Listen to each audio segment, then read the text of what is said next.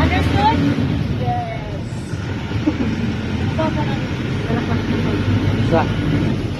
Dili. Kanang larong usa kay sira. Right here we have the Thompson's gazelle, one of the smallest antelope in the savannah. But despite of their small appearance, we can easily distinguish them because of their distinctive color patches. They have black, white, and brown. Mura siya og kupiko nga 3-in-1. So dili lang nato extend ang kamot, sir. Dapat inyong kamot para diri adapit. Thank you.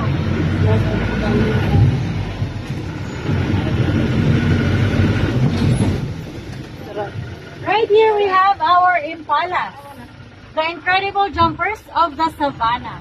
And despite of their slim legs, they can reach speeds of up to 90 kilometers per hour.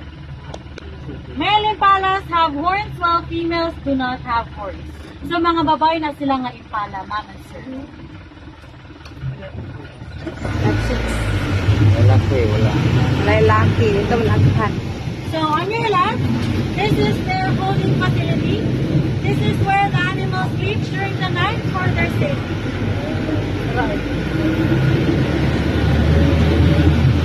Wala. Wala pa.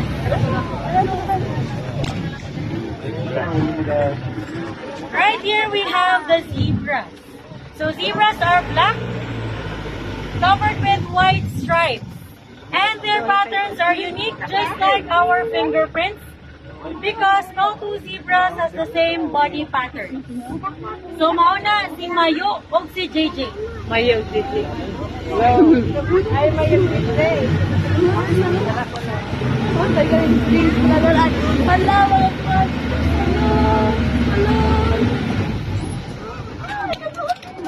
Right here we have our female greater kudu and the male greater kudu. So ang male kanang may horn nga murag si Maleficent. Ma'am, excuse me, ang arms. Okay, thank you. So males have long and spiral horns that can reach up to 72 inches and will twist once in every 2 years.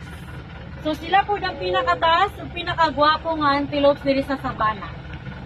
Greater kudu na female kay walay horn while ang males naa. Next to them is the water box. Kanang mga balhipuon. That is called the water box. Water box have a close connection to the water as they use the water to evade from predators. The older they get, the stinkier they become. And mas baho, mas guwapo. Ona ang sa water box. So ang male nga water box na ay horn, ang female kay wala. Pwede ka horn. Ilan?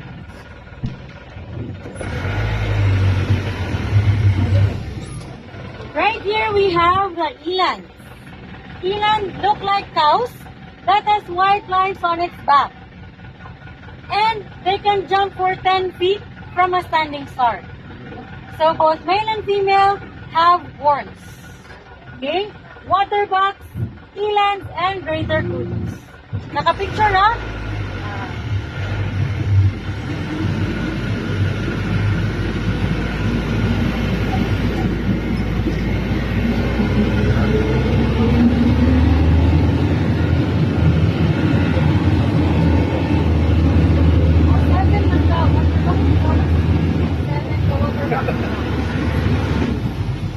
So here at Cebu Safari, we also offer adventure rides. So if ganahan pa mo nga kapuyon, ganahan pa mo nga magpas enjoy pag hindi nyo ang stay dili, naragit tayo tickets available sa base camp.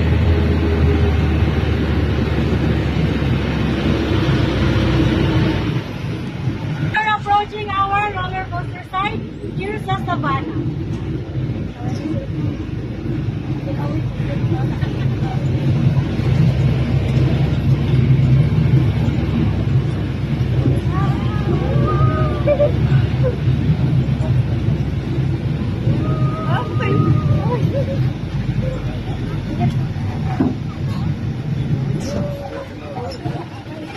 Nakapangupot ra?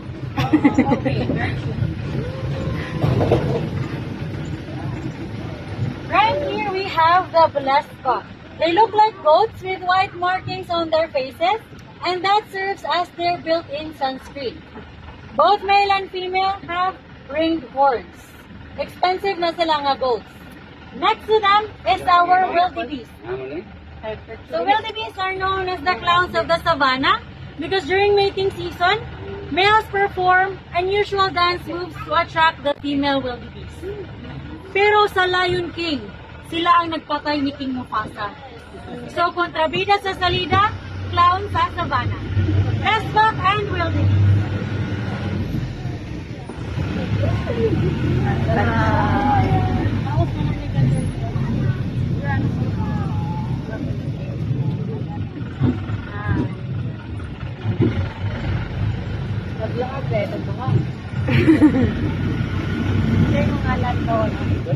On your right, we have the gemsbok or the oryx gazelle. They have horns that can reach up to 33 inches and they can survive 4 months up to a year without drinking water because of their low metabolism. So if mo tanapod magpapapig, mo na siya si Madam Gazelle. Live action nga Madam Gazelle. So once again, zebras and then the Madam Gazelle. Katunduhan na ito, galaag dito. Asa man? Pagpikuhan. Zebra na ito, galaag. Ay, lahi sa to sila nga, barkada. May barkada na sila ma. So we call this the African savannah because all of the animals originated from Africa. Africa. But they are raised and bred in captivity from UAE, USA, and Belgium. So kindly check your maps. That Cebu Safari is a self-guided tour that entails a lot of walking. Kindly check your tumblers and napamanay na to tubig. So exit sa tram, ari lang tagring aside. Thank you and enjoy the rest, everyone. Nga. Crocodile na mo. Wala pa. So, crocodile after African lion. Pag-going down, nakapang-cheetah, several cats, patas monkey. Ito din mo sa mansion. Thank you. Enjoy. Nga, kumusta ang African savannah?